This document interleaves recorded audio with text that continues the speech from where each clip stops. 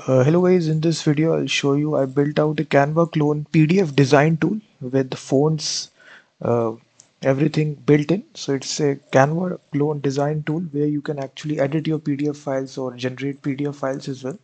So this is a single index.html file. Uh, it directly runs in the browser. There is no backend to it. So this is a single file. About almost 2200 lines of code is there. So you can directly purchase it. The link is given. After purchasing it, you will get the source code from Google Drive. And coming back to the application, in this Canva clone design tool, you first of all select the PDF file. After selecting that, the number of pages will show. And now you will be able to actually highlight, annotate anything simply using your mouse. Go to the next page, do the same thing. So it will save you a lot of time. You can even add text as well. So simply select the location. You also have the capability to add images as well. So you can actually place it accordingly wherever you want to place it. You can even adjust the size as well. So also we have capability to hide something.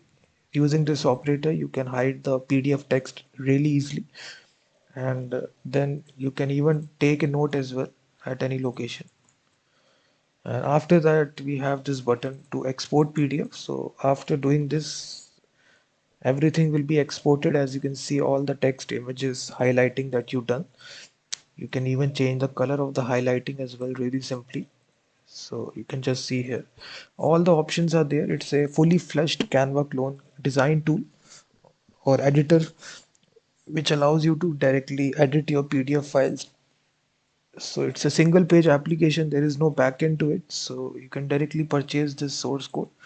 You can easily modify it and add additional features on top of this as well. So it's entirely built in HTML, CSS, and JavaScript.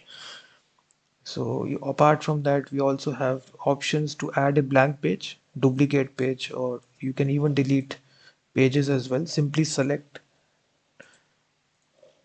individually and delete the pages.